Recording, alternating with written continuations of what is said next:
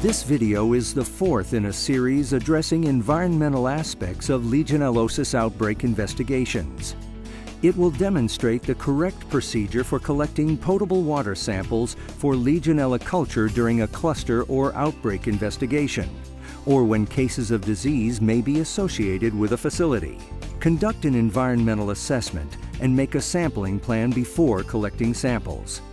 This video should be used in conjunction with the written document, CDC sampling procedure, and potential sampling sites. It's important to have someone with you who knows about the water system, like a facilities manager, when you are sampling.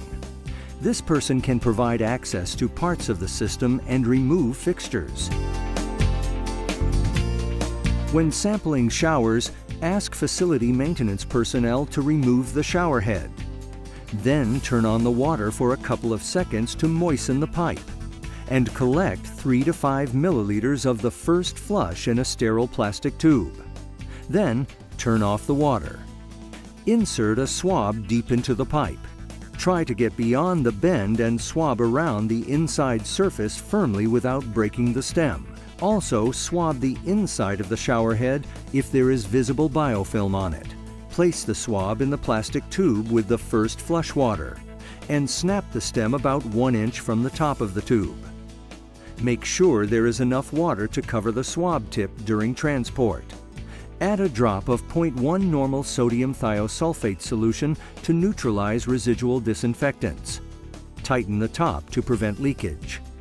Then, label the tube with a unique identifier. Place the tube into the cooler for storage and transportation, and record it on the sample data sheet. You can follow these same steps to collect a biofilm swab from a faucet.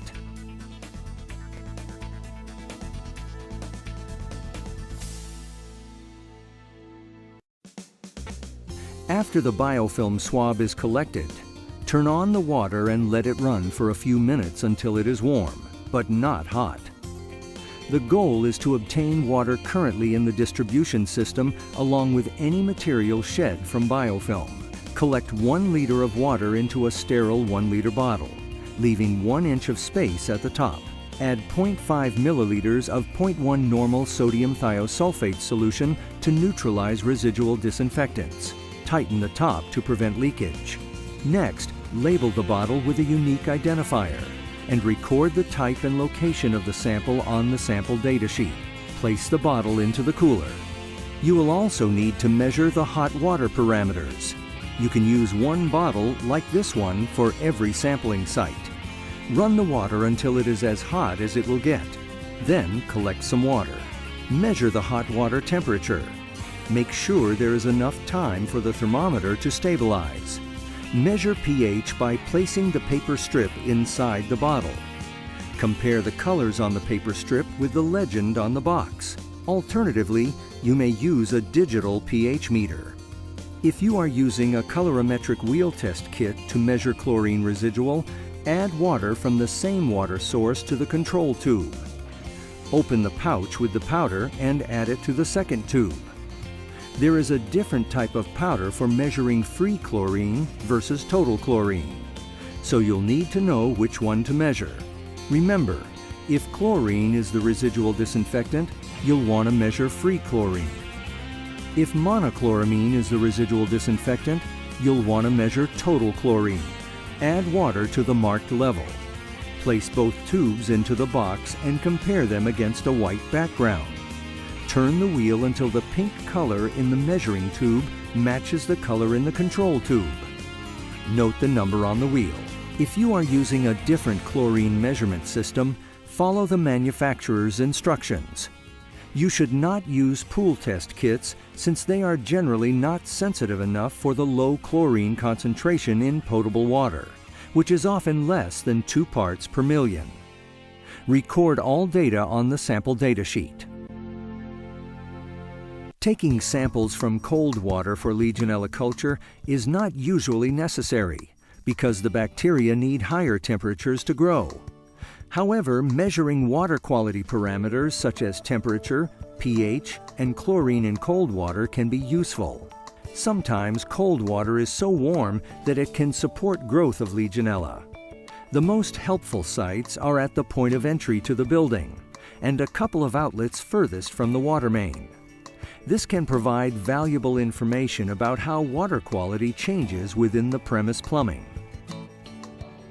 When you sample hot water heaters, you only need to collect a bulk water sample. It is rare that a biofilm sample can be obtained from a hot water heater, since this would require completely draining the tank.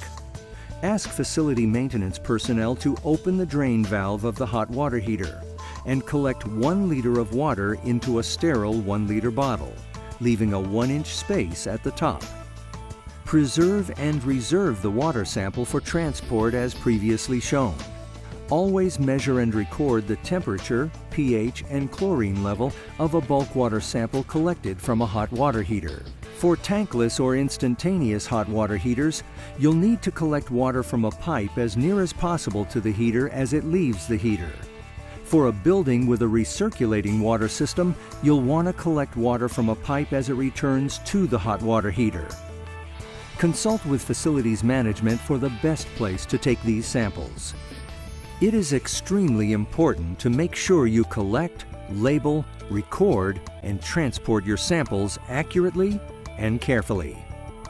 For more information, please reference the written document CDC sampling procedure and potential sampling sites.